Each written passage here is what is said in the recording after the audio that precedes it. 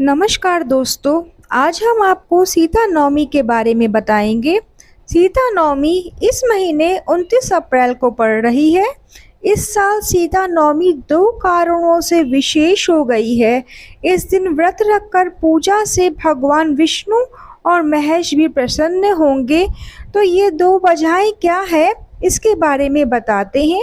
वैशाख शुक्ल नवमी के दिन सीता नवमी मनाई जाती है। यह तिथि इस साल 29 अप्रैल को पड़ रही है। इस दिन माता सीता की पूजा की जाती है। मान्यता है इस दिन माता सीता का जन्म हुआ था।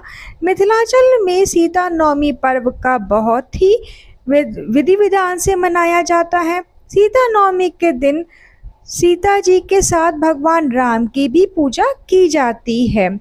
धार्मिक ग्रंथों के अनुसार माता सीता विष्णु प्रिया लक्ष्मी जी का ही अवतार है, जो भगवान श्री राम के काम में उनकी मदद के लिए अवतरित हुई थी।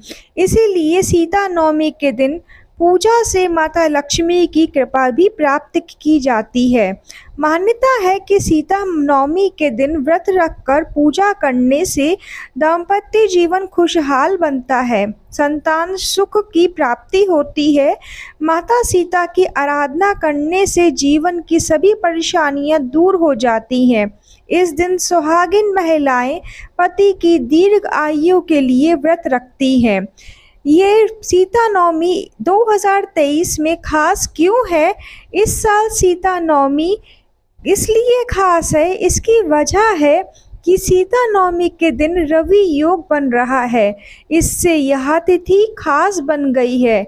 इस दिन रवि योग 12:47 से शुरू हो रहा है और 30 अप्रैल सुबह 5:05 तक रहेगा।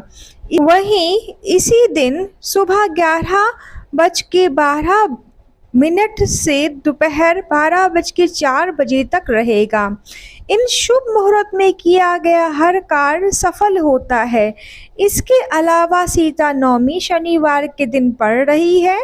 यह दिन बजरंगबली की पूजा का भी विशेष दिन है, जिन्हें माता सीता पुत्र के समान मानती हैं। इसका अर्थ है माता पुत्र की एक साथ पूजा होगी। इस दिन बजरंगबली 11वें रुद्र अवतार के साथ माता सीता की पूजा से भगवान शिव, पार्वती, शनिदेव, भगवान विष्णु, माता लक्ष्मी भी प्रसन्न होंगी। इसलिए यह दिन बहुत ही विशेष है। अब हम आपको बताते हैं कि सीता नवमी क्यों मनाई जाती है।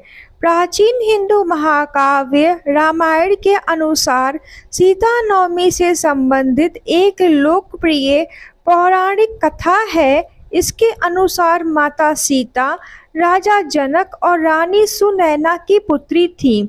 एक बार मिथिला के राजा जनक यज्ञ कर रहे थे। उसी समय उन्होंने एक बच्ची को खेत के बीच में एक घड़े के भीतर रखा हुआ पाया। राजा जनक ने उनको घर ले आए और पुत्री के रूप में उसे पाला। मान्यता अनुसार जिस तिथि को माता सीता उन्हें प्राप्त हुई, उन्हें सीता नवमी के रूप में मनाया जाता है और उस दिन विधि विधान के साथ माता सीता की पूजा की जाती है। कालांतर में माता सीता भगवान राम की अर्धांगिनी बनी और पति पत्नी के रूप में उनकी जोड़ी आदर्श मानी जाती है।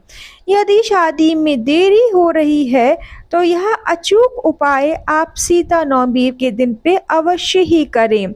रामायण काल से ही मान्यता है कि माता सीता और राम की जोड़ी एक पति पत्नी के रूप में आदर्श है। इसी वजह से आज भी लड़कियां अपने लिए प्रभु श्री राम के चरित्र वाले वर की तलाश करती हैं। अगर आपकी भी शादी में देरी हो रही है तो इस विशेष दिन में माता सीता का आशीर्वाद पाने के लिए कुछ उपाय आजमा सकते हैं। अगर आपकी शादी में देरी या बाधा है तो सीता नवमी के दिन शुभ मुहूर्त में रवि योग पड़ रहा है। उस समय माता सीता और भगवान राम से आशीर्वाद लेने के लिए व्रत अवश्य रखें और विधि विधान के साथ पूजन करें। यदि आप फलाहार व्रत का पालन करती हैं तो इसके लिए फलदायी होगा। व्रत के साथ आप भोग में कुछ विशेष पकवान चढ़ाएं और समस्त परिवार में प्रसाद बांटें। माता सीता को श्रृंगार का सामान भी अवश्य ही चढ़ाएं। यदि आप माता सीता को सीता नवमी के दिन श्रृंगार का सामान चढ़ाती हैं तो जल्द शादी के योग बन सकते हैं। इसके साथ ही आप भगवान राम की मूर्तियों को फूल माला और मिठाई आदि से विशेष पूजन करें। यदि संभव हो तो घर के पास के किसी मंदिर में सीता माता और राम जी की पूजा करें। इस दिन यदि आप रामचरितमानस का पाठ करेंगे तो विशेष रूप से फलदायी होगा। राम जी की स्तुति करें। यदि आप सीता नवमी के दिन से नियमित श्री राम स्तुति का पाठ करेंगे तो आपकी शादी में आने वाली सारी बाधाएं दूर हो सकती हैं। इस दिन आप सीता अष्टोत्तर शतनामावली का भी पाठ कर सकते हैं, जो माता सीता के गुणों की प्रशंसा करता है और आपके भीतर भी इन्हीं गुणों का सामंजस्य करने में मदद करता है। अब हम आपको सीता नवमी पे माता सीता के जन्म की पौराणिक कथाएं, पुण्यदायी कथाएं सुनाएंगे, जिन्हें सुनकर आप माता सीता के साथ में प्रभु श्री राम की कृपा प्राप्त कर सकते हैं। बोलिए जय श्री राम, जय माता सीता की। रामायण में माता सीता को जानकी कहकर भी संबोधित किया गया है।